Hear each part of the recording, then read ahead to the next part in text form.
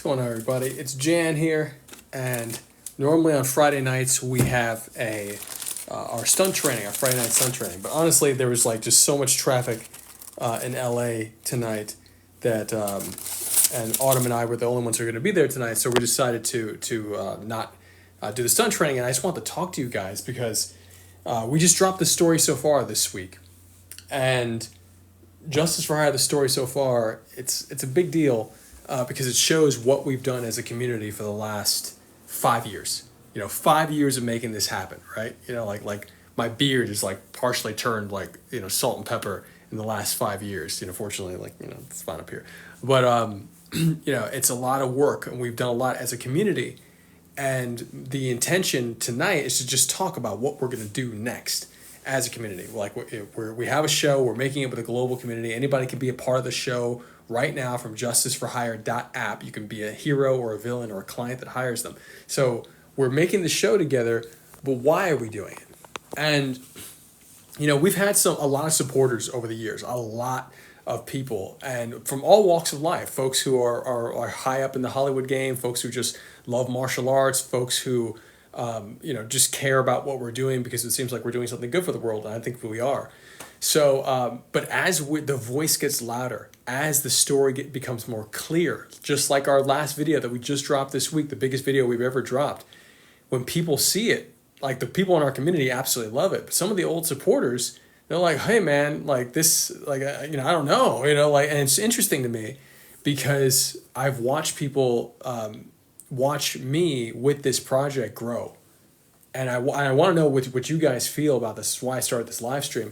Because for me, like a big theme in Justice for Hire is that no matter how much you show the truth to people and you show them that there might be a better way, you cannot expect them to change, and they probably will not.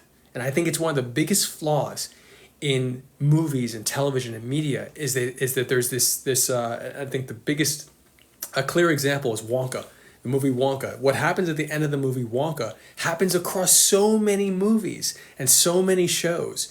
There's a moment where the bad guy is brought in front of the police, the truth is told, and the bad guy's taken away, and everything's going to be better. But that's not really true. That's not what happens in real life. You can do the right thing, and you can show the truth to everyone, and no one will do anything. That can happen, and that happens all the time. So what does the good person, do? What does a true hero do when the world, when the audience, when the people do not change even though the right thing has been done? When you brought the right thing across and there's no support, what do? I'm interested in your thoughts. My perspective is that story needs to change. I'll give you another example. Beekeeper. I love Beekeeper. I think Jason Statham is awesome. What a fantastic martial artist and performer. Great guy. I don't know him personally, but great energy on screen. And so, Beekeeper is amazing because I don't want to give you a spoiler. Actually, this will be a spoiler. I'm going to give you a spoiler. So if you haven't seen it, it's not my intention to spoil. But I'll say this: Beekeeper. He is a function, right? He has a function. He's activated to perform his function. He tears through people. He tears through everything from police to military to do what he feels is the right thing to do to get to the end.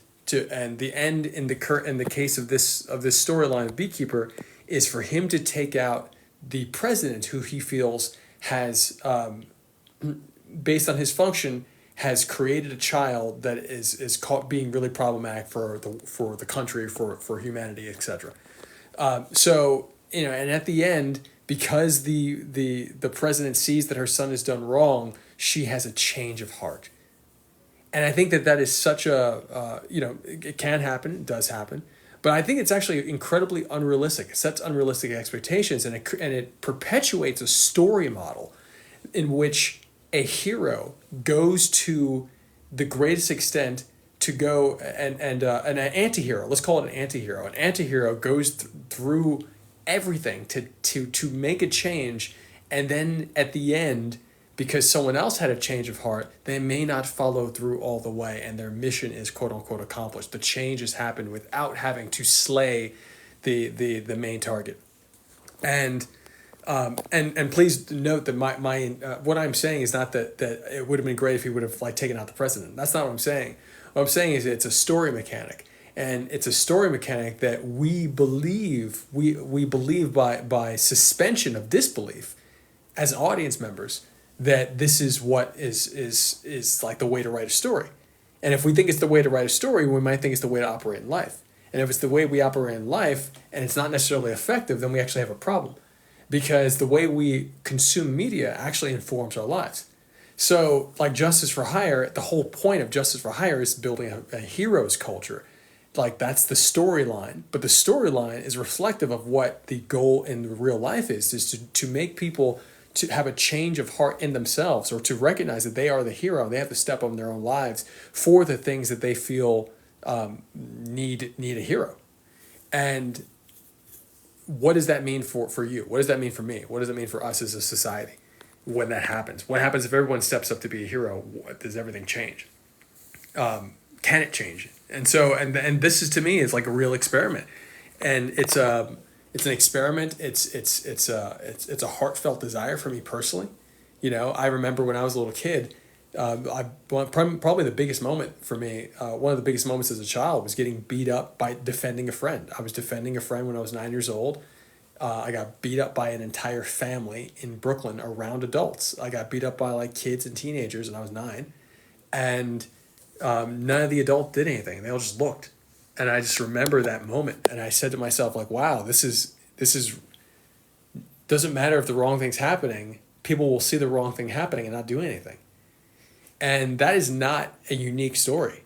You know, I know a lot of people that have gone through that. I know real life superheroes, actually people who consider themselves, who are very well known real life superheroes, who have a similar story. And so it's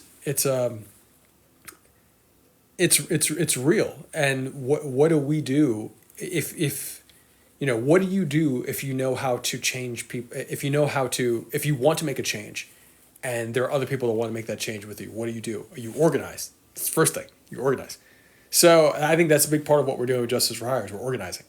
You know, we're again, if you're just coming on Justice for Hire, it's a show that we're all making together. It's awesome. We have this amazing global community, and anybody can be part of the show, be part of the cinematic universe we're building, and it's awesome. And so you can go to justiceforhire.app and just become a character right now, whatever character you want, a hero, a villain, or a client that hires them. So the point, though, of what we're doing is to create stories where everyone tells their own story that interconnects into a larger storyline. And that's why the video we dropped this week, the story so far, that's pinned number 3 on the profile, is so important because it shows here's 5 years of work with a global community of people producing their own shows, their own stories through our app, and how they're all connected into one bigger storyline. And here are the villains and here are the heroes. And it's freaking awesome. It's huge achievement for the entire community. So but you know, I was talking to Autumn earlier, also known as AK Wonder on the Justice for Hire app. You know, we were going to train tonight for our Friday night Justice for Hire stunt training in North Hollywood, which everybody on here, if you're part of the community, is like, you know, it's free to join Justice for Hire. And like, if you are on the app and you make 3 videos, then you have access to come and train with us. You know, like that means you just come and you train, and it's free training. It's sponsored.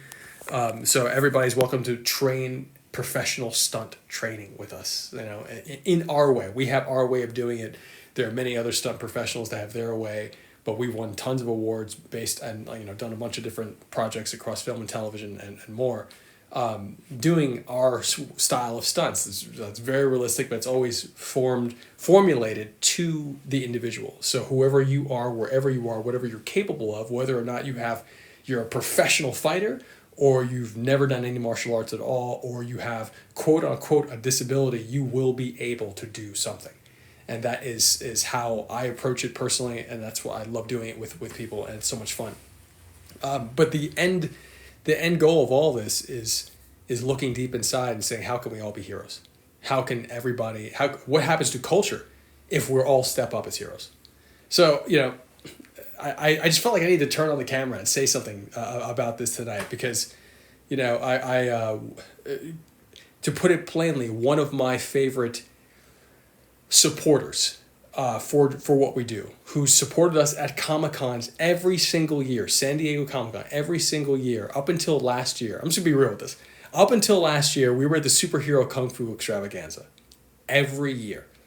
And Rick Myers, who's a dear friend and dear supporter, you know, he's been supporting Justice for Hire. But one year he was absent, and that year we were on stage with the Marshall Club, who had just done Everything Everywhere All at Once. And I have a lot of respect for those guys. I've watched them grow on YouTube and everywhere else. They're really cool folks. And I've seen them a bunch after that since. But we were all on stage together, and some other folks were there, but Rick wasn't there. And, you know, for me, I was like, okay, this is you know, there's no clear leader in what's happening on stage. So I'm going to define my space more. And not so I can take over as leader per se, but to just be like, hey, you know what? Like I have a voice. Everyone here has a voice. I'm going to be more clarified than ever with our voice. And we did a lot for the Justice for Hire community that night. And it's streamed, and it's really cool. Actually, I don't think I posted the stream. I will post our stream from that previous year. So, but since then, you know, Rick, that, you know, Superhero Kung Fu Extravaganza, it sounds like it's our core demographic, but it isn't really, because a lot of what's happening in culture and martial arts is not necessarily happening there. But what they do is honor in a beautiful way a lot of great Chinese martial arts cinema. I think it's really, really important. But what we do in action, what we do in martial arts action and Justice for Hire, or action in general, is more geared toward being inclusive of all styles, and not just being inclusive of all styles, but all age groups. People coming from places who may not, like, there's a lot of folks who are just shooting fight scenes, you know, on their phones, and I love that. That, to me, that's literally after my own heart. You know, when I was in high school shooting fight scenes on, like, you know, on like, you know, film cameras. Yeah, fortunately, I had access to film cameras because I was in film school in high school. Like, no one was doing that, you know. So that's part of how we developed our own style, and that's part of why we've won all these awards since I was, like, you know, coming out of film school, because we were like the youngest guys on the block doing it, and, you know, we built Justice for Hire around this style, and so that style was really inclusive of everyone's style. So that being said, that's the folks who are coming up on Instagram and YouTube and TikTok are not necessarily getting the support of the Superhero Kung Fu Extravaganza, which I think that they should. And, you know, I'm venting about this a little bit, but I think at the end of the day is that Rick stopped his support on what we're doing in Justice for Hire because he doesn't agree with what we're doing. Doesn't agree with the idea, doesn't agree with the way we do action, doesn't agree with how we're training our community and audience. However, I will say this, my frustration there, and I will do a podcast. I don't like saying things behind people's back. I do plan to do a podcast with Rick, and I've done them before, and but never in the sense that where Rick is not framed as a supporter. As a matter of fact, like, you know, he's always been a supporter. So it's actually a little hurtful for him not to be a supporter right now. He's a supporter of me, but not necessarily of Justice for Hire. And I understand why. Because all the things he doesn't like about what we're doing are all the things that make us special. I think that's really interesting. It's all the things that our community, the folks who've been following us for a while, the folks who start to follow us now. Thanks so much for someone just followed, so I appreciate that. But the reality of we're not taking a traditional story model. We're not looking at fighting and action in the same way as these other films are. I don't think that it makes sense to look at it from a traditional Chinese kung fu martial arts perspective. And I love that. I grew up in that. Like, there's something happening there in culture where we need to have more empathy. And, but we also have to be real with it. We have to be real with this empathy. And when I say real with it, it means that, like, there are going to be fights. There is going to be there are going to be lines drawn. To unite us, we have to clarify with these lines drawn. And because if we don't clarify, then things become a mess, and they're a mess right now. So I think it's so important for us to be taking these steps with the way we're telling the story. You know, it's a story about a story about an app that's like Uber for heroes, where you could hire a hero or become and get paid. But it's so much more than that, because anybody again can join the cast right from their phone. Anyone can be a character in this cinematic universe and tell their story. And as this narrative grows of these characters, like I play one of the characters, I play a version of myself called, also named Jan, aka Hero Zero, and I founded the app, and like it brought a team on, and we have like a company, and we're building this app, and then we have all these folks working on the app who the heroes play, who you might play a hero or a villain that hides on the app and does villainous things, and then clients that find the problems in the world and tell the heroes or the villains what to do or where to go to have these encounters, whether they're fights or saving things or people or etc. So it's a really cool story world that we're building in real time, and there's elements of like WWE kind of storytelling where it's like it's happening in the moment, and it's happening every week. And it's taken me personally time in my life not only to gather like hundreds of hours of footage from people around the world and then put out what we put out earlier this week, the story so far, but it's also taken me time to get into a position in my life where I can actually edit. I'll show you right now, like this whole down here, those are all hard drives in here. There's hard drives over here. It's a hard drive over here. I got these guys over here to remind me of inspiration. I got these lights all here. I got a little setup that's just helping me produce. So it's taken time to kind of get the station ready, and fortunately with culture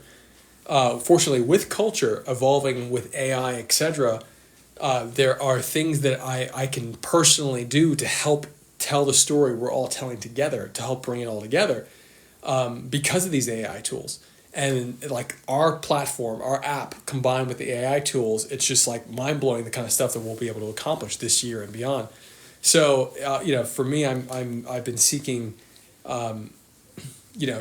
just more clarified space to just work in a focused way, because a lot of times I have to pull off and we were raising cash for our company, which we still have to do, like the campaign we did didn't work out the way we wanted it to. And I say that, it's just that there was a lot of hiccups, and I put a video on our Real World platform. And if you don't know what that is, that's our company that's built the cinematic social network that we're using for Justice for Hire, so that we can all be a part of the show.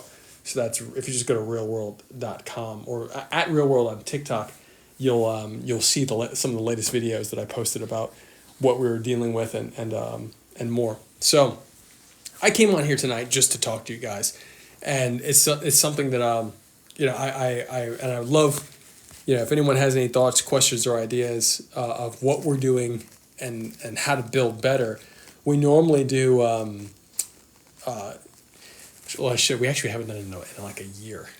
Hero meetups where we all get together and we all talk. We all talk about the new story points for the upcoming season. But we had like 29 of those. We stopped at 29 because I want Hero Meetup number 30 to be very special. And so XXX number 30. So we'll do Hero Meetup number 30 this year for sure. So I just want to make sure that we're all that people feel the payoff of what they've contributed, because it means so much to me, man. Like, for real, like, this is, I came out of high school with this idea for Justice for Hire, and we turned it into a comic book. It became the most downloaded mixed martial arts comic book series. I got the graphic novel right here. I'm sure I do, just to show you. Yep, I got it right here next to my Spawn. I'll move over Spawn. This is a Batman Spawn, the 2-pack. So shout out Todd McFarlane. But yeah, I got our graphic novel right here, and this is we've been doing this for a while. This was the first, like, back when DVDs are more relevant now than ever, in my opinion. I've been we're like renting a lot from the library now, and like I'm starting to get DVDs again because they're so valuable, because you can't really trust streaming to have everything you need in one place. But we've done so much with the storyline, And this comic book has given us, or this graphic novel, we were the first, so I mentioned DVDs, like each comic used to come with a DVD packed in it. That was the first time in history it ever happened. That we did that with Justice for Hire. And that got us a lot of good attention. And our award-winning like Justice for Hire short films were on those DVDs, and people saw them and they're like, "Oh, this is interesting." So that opened up the gates, like the doors in Hollywood for us, and like that's what I did a lot of work because of those out here. But the idea for JFH always stayed, and I was always writing feature films and saying, "Okay, this is how JFH should be now," and I was always updating it. I was like, "Wow, man, I can't write fast enough for culture." But social media moves at the speed of culture. So we have to do something that allows us to tell our story at the speed of culture. And so once that became like realized, then it was like, okay, well, how are we going to do this? How are we going to, where do we start in the timeline? And how can we do this together? And that's what we started doing 5 years ago. And it was kind of like a reboot, and I called it a reboot. I remember I still have the folders on my Google Drive where it's like JFH reboot, because the concept was, hey, you know what? Everything that we did in this comic series and the character I played, this cover is done by Tariq Rahim, who designed Harley Quinn for Injustice: Gods Among Us, the game, and I met Tariq at San Diego Comic-Con. He did this awesome cover of us, but that's me as a character as a previous version of the character I used to play. Or the character I play character Jan, but like the code name for my character in the earlier stuff that we shot is Ebony, and I never even felt comfortable with that. In even though like it was the fathers were both, my character had a dad named like Ebony, and my brother's character, or he's like my brother. My father's best friend's son plays Ivory, and that's Louisa, who's currently played in our current series by Angelique Zambrana. From Gossip Girl. So Angelique is in it, and she does lots of events with us too, and that's us there. But I never felt comfortable with that name because I'm mixed. You know what I'm saying? Like I'm so mixed that any one culture or group does not necessarily feel like the thing to if it's not human, I don't feel like that's why I connect to the most, more than any particular like cultural subcategory or race, quote unquote. It's all human. So I had to come to terms with that for myself in the character I was playing, and then like put that into the series, and then realize, okay, how am I gonna place myself here? Because I always fell in trouble writing myself. I always loved writing Louisa's character because she was like a former cop turned vigilante, and like I always thought that was really cool. So she was always my favorite character to write. So that's why it's a big deal for Angelique to be playing her for me, is because like now the character is real, and she's in the Story So Far video that we just put out on Monday. So yeah, man, like I'm sharing all this because it took a long time to get to the point where we could tell the story at the speed of culture. And right now I'm doing my best to settle into this telling the story at the speed of culture after it just took me, I don't know, 9 weeks, 3, 6, 9, 12 weeks. Like it took me about 16 weeks to cut this video. I'd say that Story So Far video, which is 5 years of work, took me the last 4 months for sure. And if it didn't take me the last 4 months, it took me 3 months and 1 week. So at least 13 weeks, if not 16. And I've been talking about it since last April. Like I was having conversations where I was like, there's 3 videos I need to get done this year, and that was the final one that didn't get done. And it finally got done. So a lot of folks I was talking to about for partnerships, I just texted them today or yesterday and like, here's the new video that I've been talking about for a year, and it's done.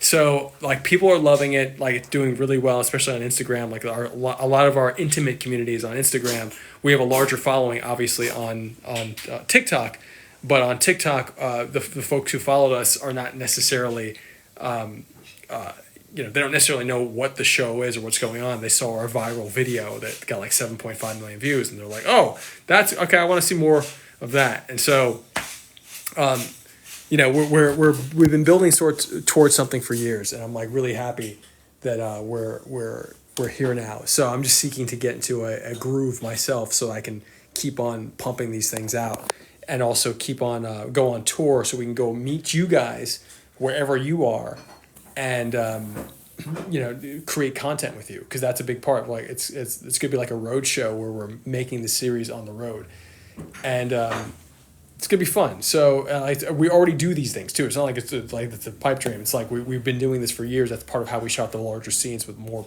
people. We do like superhero kung fu extravaganza. We never shot there.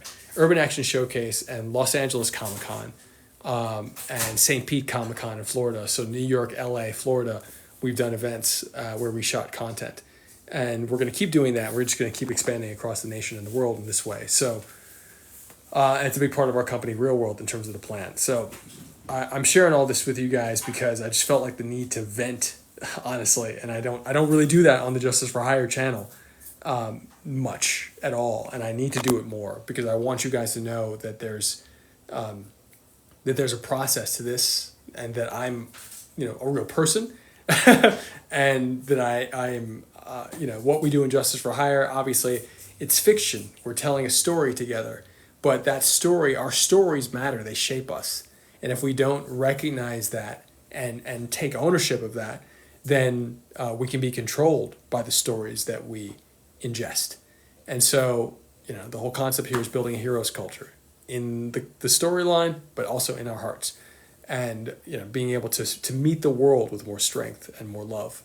And to also be ready physically, mentally, spiritually. I make a fist not to say like close your fist on people and punch them, but I say that to be ready to go the distance in whatever capacity that is, to extend your hand or to close it if you need to. So that's it. That's all I have to say. and thank you for listening. And like I said, I'm Jan in real life, but I'm also Jan in character, aka Hero Zero. You can ally or rival me on justiceforhire.app. When that's, of course, you would create your character, whether it's a hero, a villain, or a client that hires them. That's how you join the show, is becoming a character in the show from justiceforhire.app. So if you ever have a thought, question, idea, I personally respond to literally everything on all platforms. So TikTok, Instagram, YouTube. YouTube is going to have a lot of stuff on there. More stuff than TikTok or Instagram for sure. The YouTube is really like where it's there's just a ton of stuff, and playlists are the way to watch on YouTube because we have things organized into playlists. A lot of stuff on our app we link to YouTube. We have some videos baked into the app, but really what the app is for people to be able to take on either missions which impact the story world, meaning everybody in this cinematic universe, or challenges which help you tell your own story. And by taking those on and shooting them on your phone or shooting them within the app on your phone, you can upload them to the app, and then we use them in the series, or no matter what, they expand the cinematic universe, but then you may appear in the series based on what you've uploaded. And what else?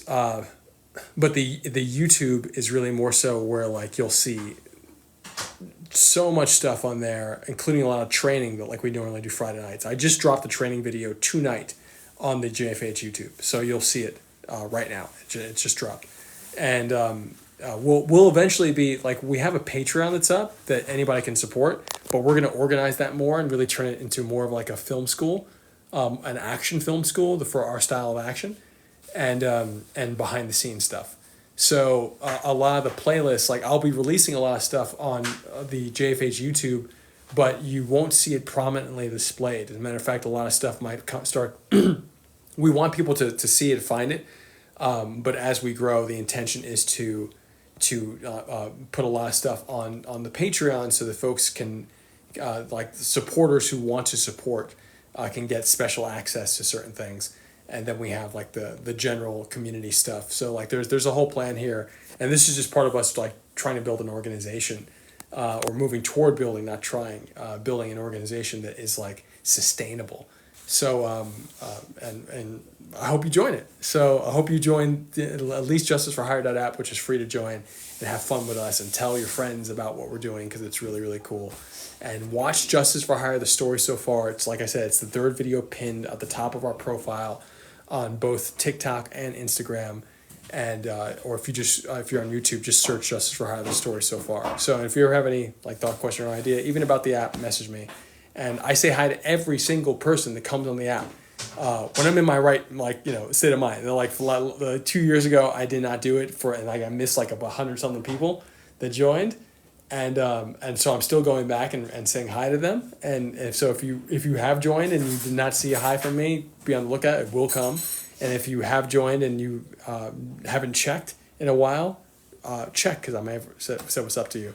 And I probably allied you. I don't really rival people on there unless I know. Rivaling is more sensitive in my opinion, because it's like you don't want someone to really think, especially folks who are more or less mature, to think that oh, now I have a rival. No, it's a show. We're having fun together. It's like you can rival a friend. It's a different way of friending somebody. You define a relationship, and then you can go and create content around that relationship that is all fictional. So don't do anything stupid, please. Yeah, I love you guys, and I'll talk to you soon. I'm Jan once again, justiceforhire.app. See you guys. Have a great night and a great weekend.